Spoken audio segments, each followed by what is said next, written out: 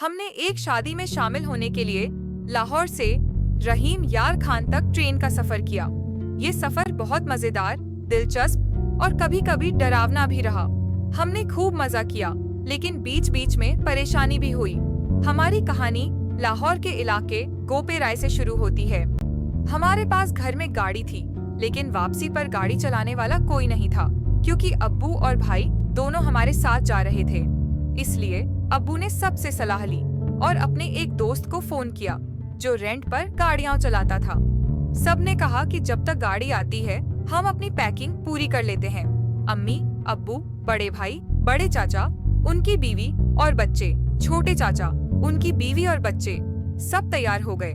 मेरी छोटी बहन और भाई घर पर रह गए क्योंकि उनके एग्जाम थे। इसलिए अब्बू और अम्मी ने उन्हें नानी के पास छोड़ दिया। गाड़ी आ गई, हम सब उसमें बैठे और स्टेशन की तरफ रवाना हो गए। स्टेशन पहुंचकर हमें ये जानकर खुशी हुई कि छोटे चाचा ने सबकी टिकटें ऑनलाइन बुक कर दी थीं।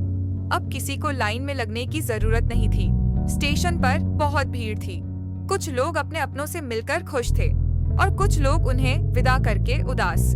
हमारी ट्रेन 1 घंटे लेट थी, तो हम प्लेटफॉर्म पर बेंच पर बैठ गए। थोड़ी देर बाद ट्रेन आ गई। हम सब खुशी से ट्रेन में सवार हो गए। सफर लंबा था, तो अम्मी ने बिरयानी निकाली, एक चाची ने शामी कबाब दिए और दूसरी चाची ने सॉफ्ट ड्रिंक दी। हमारे पास 3 बर्थ थीं, जिन पर सबने आराम से सफर किया। रास्ते में खेत, जानवर और खेलते हुए बच्चे दिखे। ट्रेन में कुछ लोग बिना टिकट भी थे, जो कभी वॉशरूम में छिपते और कभी सीट के नीचे। रात हो गई, ट्रेन जंगलों से गुजरती रही। सब सो गए। सुबह होने से पहले हम रहीम यार खान पहुंच गए। वहां अब्बू ने एक गाड़ी किराए पर ली जो हमें फूफी के घर लेकर गई। सबने सामान उतारा। अब्बू ने ड्राइवर अंकल को पैसे दिए और नाश्ते के लिए पूछा, तो वो बहुत खुश हो गए। उसी दिन मेहंदी का फंक्शन था। सफर की थकान बहुत थी, इसलिए सबने खाना खाकर आराम किया। शाम को सब नहा धोकर तैयार हुए और फंक्शन में शामिल हुए। पूरी रात नाच गाना और खुशियों का माहौल रहा। अगले दिन बारात थी। सब सुबह 12 बजे के करीब उठे। लड़की की शादी थी, इसलिए हर कोई बिजी था। दोपहर 3 बजे बारात आई। मेहमानों को खाना खिलाया गया और फिर रुखसती का समय आया। सबकी आंखें नम थीं। उसके बाद सबने खाना खाया और जल्दी सोने की कोशिश की, क्योंकि अगली सुबह वापसी का सफर शुरू होना था। सुबह नाश्ता हुआ। आज वलीमा भी था और हमें लाहौर वापस भी जाना था। वलीमे के बाद हम स्टेशन के लिए निकल गए। फूफी और उनका परिवार वलीमे में शामिल हो गया। हम स्टेशन के लिए रवाना हो गए, क्योंकि घर पर छोटे भाई बहन के पेपर थे, इसलिए लौटना जरूरी था।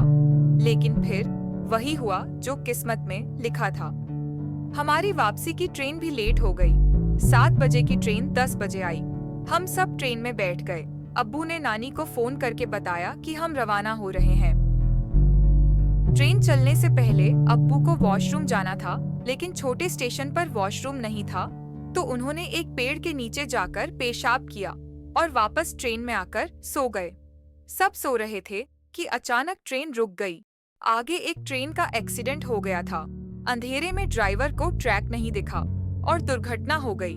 हमारी ट्रेन के इंजन को अलग करके उस ट्रेन को साइड में किया गया और फिर इंजन दोबारा जोड़ा गया। रात को अब्बू की आंख खुली। उन्होंने खिड़की से देखा कि वो जगह अभी भी गीली थी जहां उन्होंने पेशाब किया था। उन्हें हैरानी हुई। वे ट्रेन से नीचे उतरे और पेड़ के पास गए। वहां उन्हें कोई डरावनी चीजें दिखी, जैसे कोई साया हो। पहले उन्होंने नजरअंदाज किया, लेकिन जब बार बार वही चीज दिखी तो वह घबरा गए।